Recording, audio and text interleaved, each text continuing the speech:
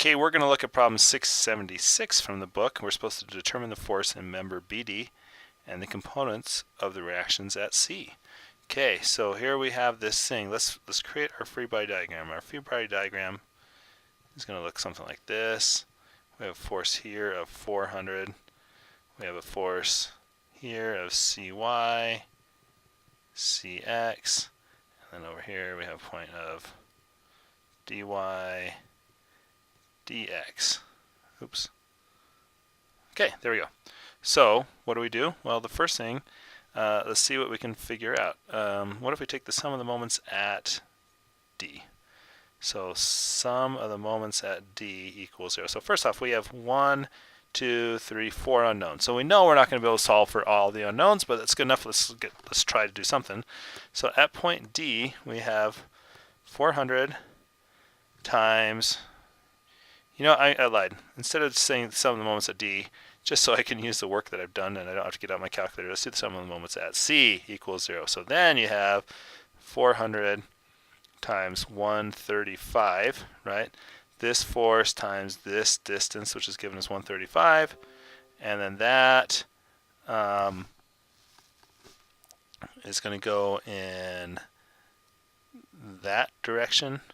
So the dx passes through C, so that goes away, but the dy is going to go in the same direction, so plus dy times this distance here, which is 240, equals 0. So therefore, dy is equal to minus 225, which just means I drew the arrow wrong. So really, dy is equal to 225 down. Okay. So I found dy, but now that I think about it, I wasn't even asked for dy. But we can do that to say sum of the forces in y equals 0 is going to tell me that, so cy plus dy equals 400. My ups equals my downs. Now my dy is minus 225, so it's going to be cy is equal to 400 minus 225, so plus 225. So therefore cy is equal to 625. Okay, so that's one of the questions, one of my reactions at C. Now I have two more unknowns.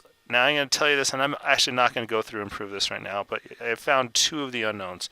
And since I have 4 unknowns and 3 equations, I'm never going to be able to find any of the other ones. You can go through and convince yourselves, take the moments at different places. You can do all sorts of different things, and you find that you end up with a bunch of 0 equals 0, which is true but not a helpful equation.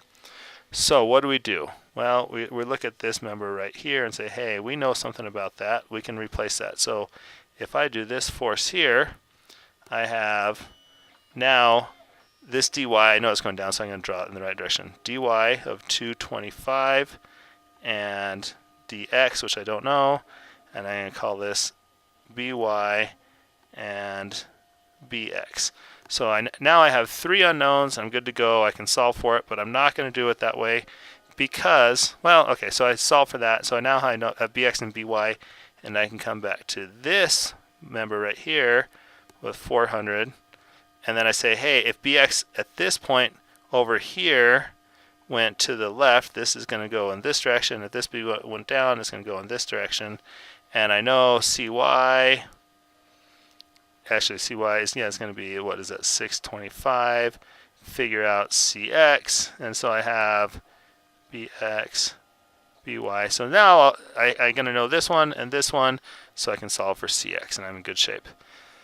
So that'll work. There's nothing wrong with that other than it's a little harder than it needs to be, because instead, let's look at this thing right here. I'm going to have this member. I have 400 going down. At point C, I already figured this out, though, it's at 625. I have some unknown cx. And what do I know about this thing right here? This one right here. It is a 2-force member. So with 2 force members, you know the direction. And I know that there's going to be a force in that direction, and I'm going to call that BD. So now, all of a sudden, I'm in good shape, and I can, excuse me, I just have 2 unknowns. So let's take the sum of my moments about, we'll call it about point B, just for giggles. B equals 0, so you have 400 times 135 is going to make it rotate in this direction. This one's going to rotate in the other direction, so that's equal to Cx times this height, which is 450. 450. So therefore, Cx is equal to 255. No, Cx is equal to 120. Okay, so Cx is equal to 120 in that, I'm not sure what just happened there, in that direction. Okay, so I've found Cy, and this is in the up direction. I found Cx. Okay, so now I've done all of this, the reaction at C. Now, the force in member BD. Well, here, let's just take the sum of my forces in X equals 0. So what's it going to tell me? BD in X plus Cx is equal to 0. So therefore, BD in X is equal to minus Cx, so it's equal to minus 120. But I can go through and I say, hey, I know what this triangle is. This triangle is this nifty little triangle that is, well, let's get rid of that. The triangle is, this is what's given, right?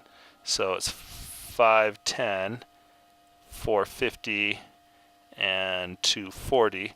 So the x component of that is going to be BD times 240 over 510 is equal to minus 120. So therefore, BD is equal to minus 255, or 255 coming off in that direction. Now you got to be careful with this direction bit, because that only makes sense to consider when we're talking about this member right here, or more to the point, this member right here, right? So when we're talking about this member, the force is coming in this direction. All right, let me erase this. So when you're talking about this member right here, the force is coming in that direction. But if you're talking about this member right here, the force is pushing back in that direction. But with this being a single two-force member that's in a straight line, it makes sense to talk about this in tension and compression, right? And so if this point is getting squished in that direction, that only happens when it's in compression. So therefore, Cx is equal to 120 in that direction. Cy is equal to 625 in that direction. And BD is equal to 255 in compression. And there you go.